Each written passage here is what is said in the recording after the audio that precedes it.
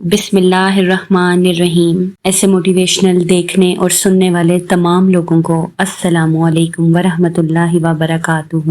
Welcome to سیرت صحابیات series, جس میں ہم آج ذکر کریں گے امہات المومنین میں سے حضرت عائشہ رضی اللہ تعالیٰ عنہ کا۔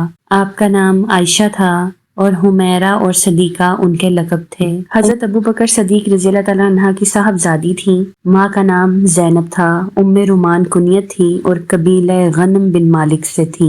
حضرت عائشہ رضی اللہ تعالیٰ عنہ بعثت کے 4 سال بعد شوال کے مہینے میں پیدا ہوئیں۔ حضرت ابو بکر صدیق رضی اللہ تعالیٰ عنہ کا گھرانہ ان گھرانوں میں شامل تھا جدھر اسلام کی شعائیں سب سے پہلے نمودار ہوئیں۔ اس بنا پر حضرت عائشہ رضی اللہ تعالیٰ عنہ اسلام کی ان برگزیدہ شخصیتوں میں ہیں جن کے کانوں نے کبھی کفر و شرک کی آواز نہیں سنی۔ خود حضرت عائشہ رضی اللہ تعالیٰ عنہ فرماتی ہیں کہ جب سے میں نے اپنے والدین کو پہچانا ان کو مسلمان پایا۔ حضرت عائشہ رضی اللہ تعالیٰ عنہ کو وائل رضی اللہ تعالیٰ عنہ کی بیوی نے دودھ پلایا۔ وائل کے بھائی افلا رضی اللہ تعالیٰ عنہ حضرت عائشہ رضی اللہ تعالیٰ عنہ کے رضائی چچا کبھی کبھی ان سے ملنے آیا کرتے تھے اور رسول اللہ صلی اللہ علیہ وآلہ وسلم کی اجازت سے وہ ان کے سامنے آتی تھیں۔ رضائی بھائی بھی کبھی کبھی ان سے ملنے آیا کرتے تھے۔ تمام ازواج مطہرات میں یہ شرف صرف حضرت عائشہ رضی اللہ تعالیٰ عنہ کو حاصل ہے کہ وہ حضرت صلی اللہ علیہ وآلہ وسلم کی کنواری بیوی تھیں۔ حضرت صلی اللہ علیہ وآلہ وسلم سے پہلے وہ جبیر بن مطعم کے صاحبزادے سے منسوب ہوئی تھیں، لیکن جب حضرت خدیجہ رضی اللہ تعالیٰ عنہ کے انتقال کے بعد خولہ بنت حکیم نے حضرت صلی اللہ علیہ وآلہ وسلم سے اجازت لے کر ام رومان سے کہا اور انہوں نے حضرت ابو بکر صدیق رضی اللہ تعالیٰ عنہ سے ذکر کیا، تو چونکہ یہ ایک قسم کی وعدہ خلافی تھی، بولے کہ جبیر بن مطعم سے وعدہ کر چکا ہوں، لیکن مطعم نے خود اس بنا پر انکار کر دیا کہ اگر حضرت عائشہ ان کے گھر میں گئیں تو گھر میں اسلام کا قدم آ جائے گا۔ بہرحال حضرت ابو بکر صدیق رضی اللہ تعالیٰ عنہ نے خولہ رضی اللہ تعالیٰ عنہ کے ذریعے سے حضرت صلی اللہ علیہ وآلہ وسلم سے عقد کر دیا۔ 500 درہم مہر قرار پایا تھا۔ یہ 10 نبوی کا واقعہ ہے۔ اس وقت حضرت عائشہ رضی اللہ تعالیٰ عنہ کی عمر 6 برس تھی۔ یہ نکاح اسلام کی سادگی کا حقیقی تصور تھا۔ عطیہ رضی اللہ تعالیٰ عنہ اس کا واقعہ اس طرح بیان کرتی ہیں کہ حضرت عائشہ رضی اللہ تعالیٰ عنہ لڑکیوں کے ساتھ کھیل رہی تھی، ان کی انا آئی اور ان کو لے گئی۔ حضرت ابو بکر رضی اللہ تعالیٰ عنہ نے آ کر نکاح پڑھا دیا۔ حضرت عائشہ خود کہتی ہیں کہ جب میرا نکاح ہوا تو مجھ کو خبر تک نہ ہوئی۔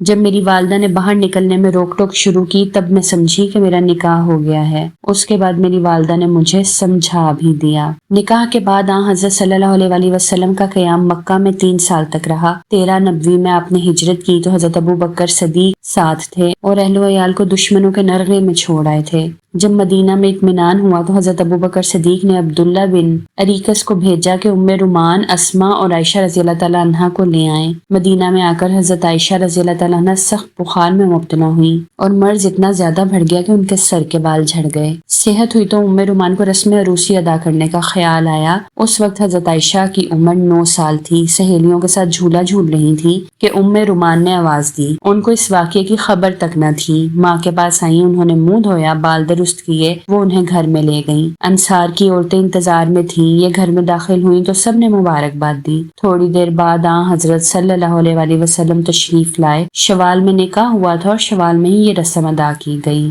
حضرت عائشہ رضی اللہ تعالیٰ عنہ کے نکاح سے عرب کے بعض بےہودہ خیالات میں اصلاح ہوئی۔ عرب منہ بولے بھائی کی لڑکی سے شادی نہیں کرتے تھے۔ اسی بنا پر جب خولہ رضی اللہ تعالیٰ عنہ نے حضرت ابو بکر صدیق سے حضرت صلی اللہ علیہ وآلہ وسلم کا ارادہ ظاہر کیا تو انہوں نے حیرت سے کہا کہ کیا یہ جائز ہے؟ عائشہ رضی اللہ تعالیٰ عنہ تو رسول اللہ صلی اللہ علیہ وآلہ وسلم کی بھتیجی ہیں، لیکن حضرت صلی اللہ علیہ وآلہ وسلم نے فرمایا تم تو صرف میرے مذہبی بھائی ہو۔ اور اہل عرب شوال میں شادی نہیں کرتے تھے۔ زمانہ قدیم میں اس مہینے میں طاعون آیا تھا۔ حضرت عائشہ کی شادی اور رخصتی دونوں ہی شوال میں ہوئی۔ اس طرح ان 2 غلط خیالات کی اصلاح ہوئی۔ غزوات میں صرف غزوہ احد میں حضرت عائشہ رضی اللہ تعالیٰ عنہ کی شرکت کا پتہ چلتا ہے۔ صحیح بخاری میں حضرت انس رضی اللہ تعالیٰ عنہ سے منقول ہے کہ میں نے حضرت عائشہ اور ام سلیم رضی اللہ تعالیٰ عنہ کو دیکھا کہ مشک بھر بھر کر لاتی تھیں اور زخمیوں کو پانی پلاتی تھیں۔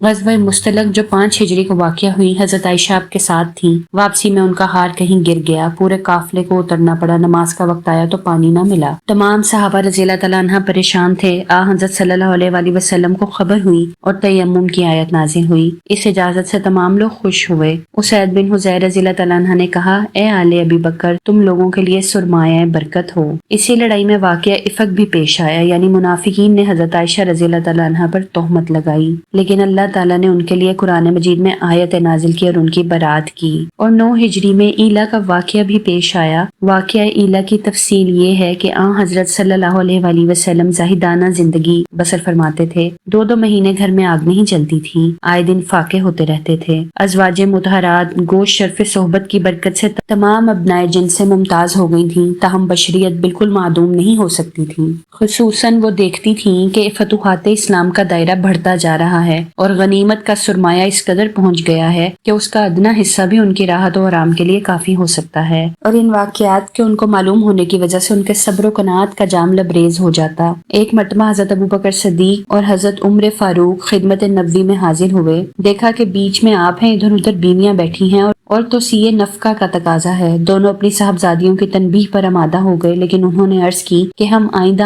حضرت صلی اللہ علیہ وآلہ وسلم کو زائد مصارف کی تکلیف نہ دیں گے۔ دیگر ازواج اپنے مطالبے پر قائم رہیں۔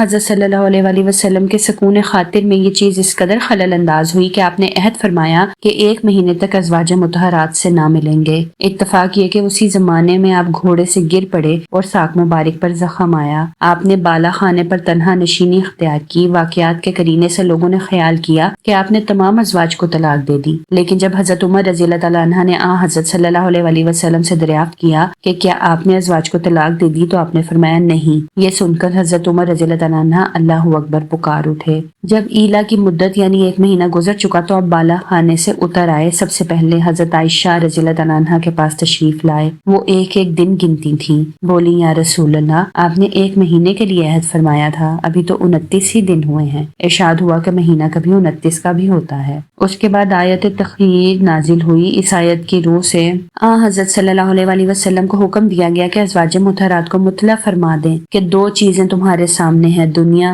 اور آخرت۔ اگر تم دنیا چاہتی ہو تو آؤ میں تم کو رخصتی جوڑے دے کر عزت و احترام کے ساتھ رخصت کر دوں، اور اگر تم خدا اور اس کے رسول اور ابدی راحت کی طلبگار ہو تو خدا نے نیکوکاروں کے لیے بڑا اجر مہیا کر رکھا ہے۔ چونکہ حضرت عائشہ ان تمام معاملات میں پیش تھیں، آپ نے ان کو ارشاد الہی سے مطلع فرمایا۔ انہوں نے کہا میں سب کچھ چھوڑ کر خدا اور رسول کو لیتی ہوں۔ تمام اور ازواج نے بھی یہی جواب دیا۔ ربیع الاول 11 ہجری میں حضرت صلی اللہ علیہ وآلہ وسلم نے وفات پائی۔ 13 دن علیل رہے، جن میں 8 دن حضرت عائشہ رضی اللہ تعالیٰ عنہ کے حجرے میں اقامت فرمائی۔ آپ نے تمام ازواج مطہرات سے صاف طور پر اجازت طلب نہیں کی، بلکہ پوچھا کہ کل میں کس کے گھر میں رہوں گا۔ دوسرا دن حضرت عائشہ کے ہاں قیام فرمانے کا ہوتا تھا۔ ازواج مطہرات نے مرضی اقدس سمجھ کر عرض کی کہ آپ جہاں چاہیں قیام فرمائیں۔ ذوف اس قدر زیادہ ہو گیا تھا کہ چلا نہیں جاتا تھا۔ حضرت علی اور حضرت عباس رضی اللہ تعالیٰ عنہ دونوں بازو تھام کر بمشکل حضرت عائشہ رضی اللہ تعالیٰ عنہ کے حجرے میں لائے۔ وفات سے 5 روز پہلے آپ کو یاد آیا کہ حضرت عائشہ رضی اللہ تعالیٰ عنہ کے پاس کچھ اشرفیاں رکھوائی تھیں۔ دریافت فرمایا کہ عائشہ وہ اشرفیہ کہاں ہے؟ کیا محمد خدا سے بدگمان ہو کر ملے گا؟ جا ان کو خدا کی راہ میں خیرات کر دو۔ جس دن وفات ہوئی بظاہر طبیعت کو سکون تھا، لیکن دن جیسے جیسے چڑھتا جاتا آپ پر غشی طاری ہوتی تھی۔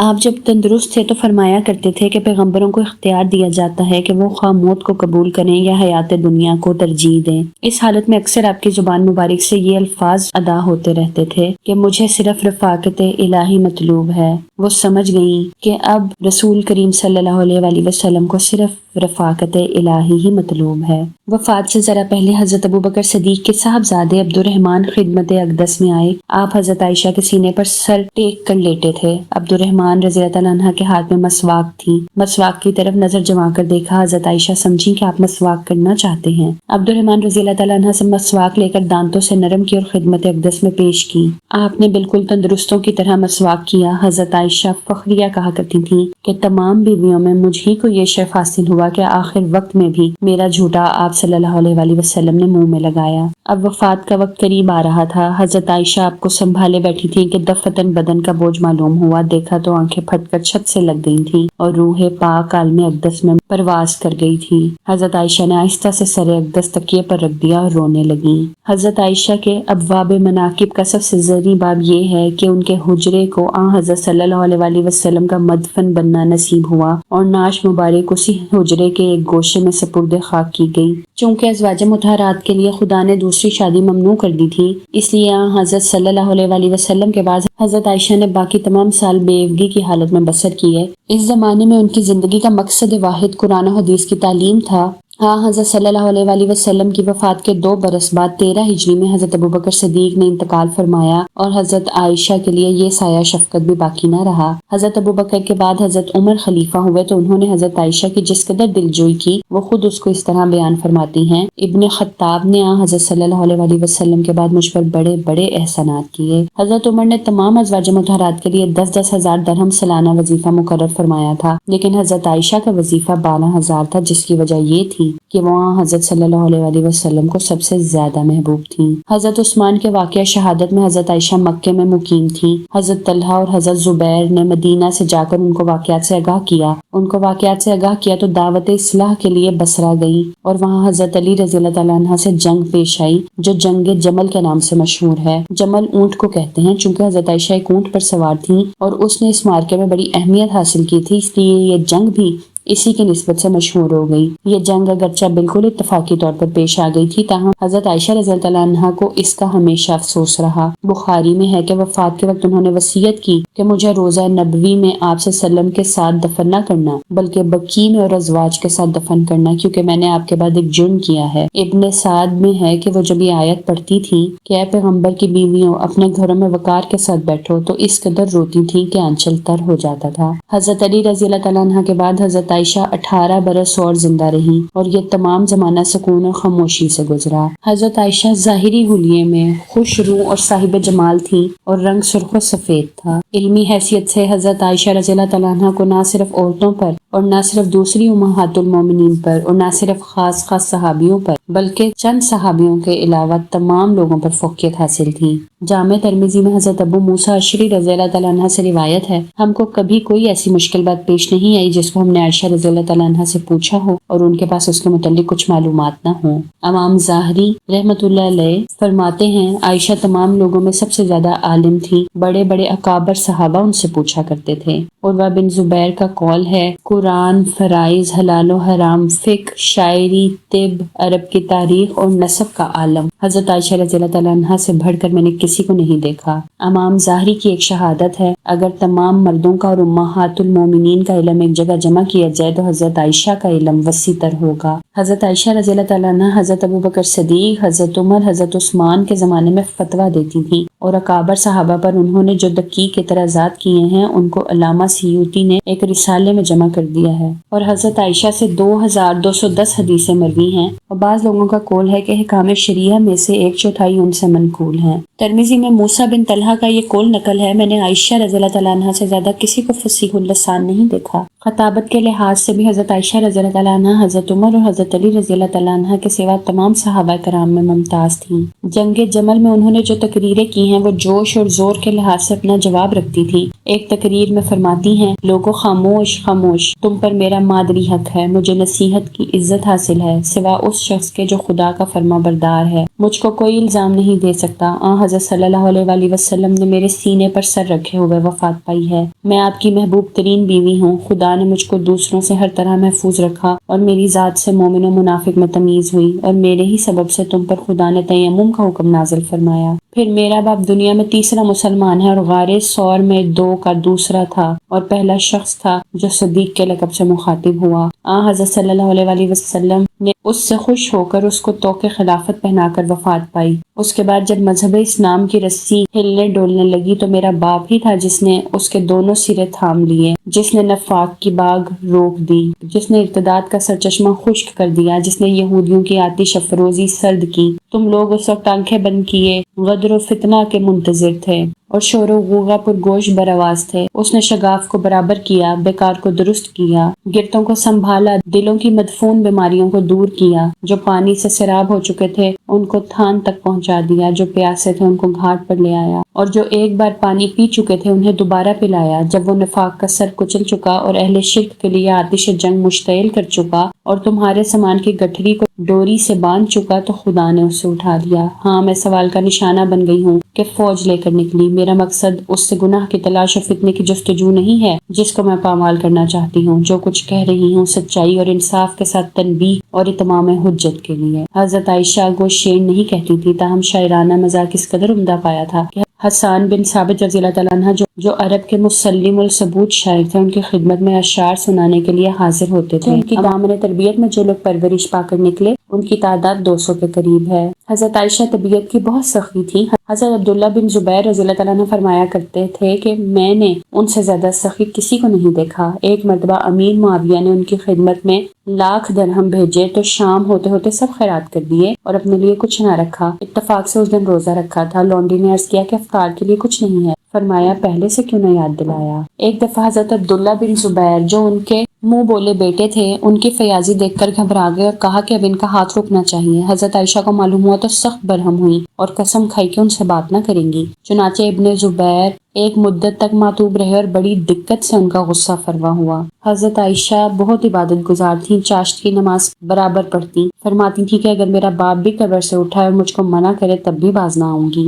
حضرت صلی اللہ علیہ وسلم کے ساتھ راتوں کو اٹھ کر تہجد کی نماز ادا کرتی تھیں اور اس کی اس قدر پابند تھی کہ حضرت صلی اللہ علیہ وسلم کے بعد جب کبھی یہ نماز قضا ہو جاتی تو نماز فجر سے پہلے اٹھ کر پڑھ لیتی تھیں۔ رمضان میں تراویح کا اہتمام کرتی تھیں، اکثر روزے رکھا کرتی تھیں، حج کی بھی شدت سے پابند تھیں اور ہر سال اس فرض کو ادا کرتی، غلاموں پر شفقت کرتی اور ان کو خرید کر آزاد کرتی تھیں۔ ان کے آزاد کردہ غلاموں کی تعداد 69 ہے۔ امیر معاویہ کا آخر زمانہ خلافت تھا کہ رمضان 58 ہجری میں حضرت عائشہ نے رحلت فرمائی۔ اس وقت 67 برس کا سن تھا اور وصیت کے مطابق جنت البقیع میں رات کے وقت مدفون ہوئی۔ قاسم بن محمد، عبداللہ بن عبد الرحمن، عبداللہ بن ابی عتیق، عروہ بن زبیر اور عبداللہ بن زبیر رضی اللہ تعالیٰ عنہ نے قبر میں اتارا۔ اس وقت حضرت ابو ہریرہ رضی اللہ تعالیٰ عنہ مروان بن حکم کی طرف سے مدینہ کے حاکم تھے۔ اس وقت انہوں نے نماز جنازہ پڑھائی۔ حضرت عائشہ رضی اللہ تعالیٰ عنہ بہادری، علم، جرت، فیاضی کی ایک بہترین تصویر ہیں، اور ہم مسلمان عورتوں کے لیے حضرت عائشہ رضی اللہ تعالیٰ عنہ کی زندگی میں ایسا بہت کچھ ہے جو ہم سیکھ سکتے ہیں اور اپنی زندگیوں میں اپنا کر اللہ کے حضور بھی اچھا مقام حاصل کر سکتے ہیں۔